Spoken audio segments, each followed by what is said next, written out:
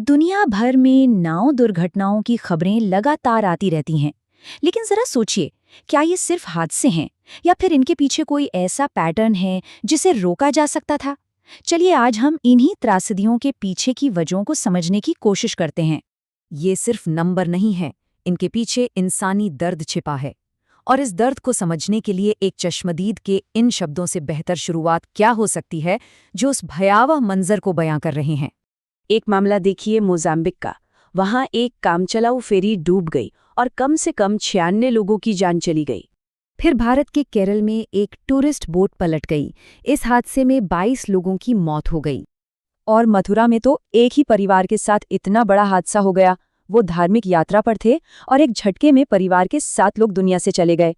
तो आज हम इन घटनाओं को कई पहलुओं से देखेंगे। पहले समझेंगे कि कैसे एक यात्रा त्रासदी में बदल गई। फिर लापरवाही के उस पैटर्न को देखेंगे जो इन सब में कॉमन है, डिजाइन की खामियों, उन वजहों को जो हादसे का कारण बनी, और आखिर में जवाबदेही के रास्ते पर भी नजर डालेंगे। देखिए, हर आंकड़े के पीछे एक परिवार के टूटने की कहानी है। ऐसे परिवार जो शायद थोड़ी खुशी या सुरक्षा की तलाश में निकले थे। जरा बहल परिवार के बारे में सोचिए। एक स्थानीय क्लब ने ये तीर्थयात्रा आयोजित की थी। एक ही परिवार के 7 लोग, जिसमें माँ, बेटा, चाचा चाची सब शामिल थे, एक साथ डूब गए। ये एक ऐसी त्रासदी है जिसकी कल्पना करना भी मुश्किल है। यहाँ एक बहुत ज़रूरी बात समझने की है। ये जो घटनाएं हैं ना, ये कोई किस्मत का खेल या अचानक हुए हादसे नहीं है। अक्सर ये बार बार दोहराई जाने वाली उस लापरवाही का नतीजा होती हैं जिसे पहचाना और रोका जा सकता था। और जब हम इन मामलों को एक साथ रखकर देखते हैं तो एक बहुत ही परेशान करने वाला पैटर्न साफ नजर आता है। चाहे मथुरा हो या मोज़ैम्बिक, कहानी एक जैसी है। नाव में क्षमता से ज्यादा लोग, लाइफ जैकेट जैसे जरूरी सुरक्षा उपकरणों का न होना, और नाव चलाने वाला ऐसा ऑपरेटर जिसके पास लाइसेंस तक नहीं था। अच्छा, तो क्या सारी गलती ऑपरेटर की ही होती है? हमेशा नहीं। कभी-कभी तो खतरा नाव के डिजाइन में, उसकी बनावट में ही छिपा होता है। फ्लोरिडा के एक केस में ये बात सामने आई। वहां एक खास तरह की खराबी थी जिसे स्वैम्पिंग कहते हैं। मतलब नाव पलटती नहीं है, लेकिन उसमें अचानक से इतना पानी भर जाता है कि वो डूबने लगती है। और सबसे चौंकाने वाली बात क्या थी? ये कि नाव बनाने वाली कंपनी को इस डिजाइन की खामी के बारे में पहले से पता था। वो जानते थे कि ये खतरनाक है, लेकिन फिर भी उन्होंने उस नाव को बाजार से वापस नहीं बुलाया। नतीजा, एक मासूम बच्चे की जान चली गई। तो देखिए, हमारे पास क्षमता से ज्यादा भरी नावें हैं, खराब डिजाइन है, लेकिन अक्सर इन सुलगते हुए जोखिमों को आग लगाने के लिए चिंगारी की जरूरत होती है। एक बाहरी घटना जो सब कुछ बदल देती है। जैसे मोजाम्बिक में क्या हुआ? वहां हैजा फैलने की एक झूठी खबर फैला दी गई।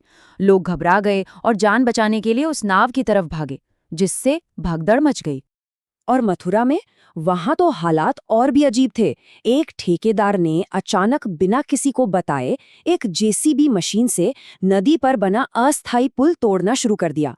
इससे नावों का रास्ता ही बंद हो गया और अफरा तफरी मच गई। जब इतनी जानें चली जाती हैं तो सवाल उठता है, जिम्मेदार कौन है? और यहीं से शुरू होती है जवाबदेही तय करने और भविष्य में ऐसे हादसों को रोकने की कोशिश। आमतौर पर इन त्रासदियों के बाद एक प्रक्रिया शुरू होती है। सबसे पहले जांच होती है, फिर गिरफ्तारियां होती हैं, मामला अदालत तक पहुंचता है और उम्मीद की जाती है कि इससे सिस्टम में कुछ बड़े बदलाव आएंगे। और ये जवाबदेही अलग अलग शक्लों में सामने आती है। जैसे मथुरा में नाव ऑपरेटर और ठेकेदार को गिरफ्तार किया गया, तो वहीं अयोध्या में हुए एक हादसे के बाद प्रशासन ने लाइफ जैकेट और नियम कानूनों को सख्ती से लागू कर दिया। फ्लोरिडा वाले मामले में तो अदालत ने कंपनी पर $200 मिलियन का जुर्माना लगाया। ये सिर्फ मुआवजा नहीं था, ये एक सजा थी, एक संदेश था उन कंपनियों के लिए जो जानते बूझते हुए लोगों की जान जोखिम में डालती हैं। तो आखिर में सवाल यही बचता है, जब एक नाव ताबूत बन जाती है तो असली जिम्मेदारी किसकी है? क्या सिर्फ उस ऑपरेटर की, या उस कंपनी की जिसने असुरक्षित नाव बनाई, या फिर उन अधिकारियों की जिनकी जिम्मेदारी थी नियम लागू करवाने की? ये एक ऐसा सवाल है जो अगली त्रासदी को रोकने के लिए हमें खुद से पूछना ही होगा।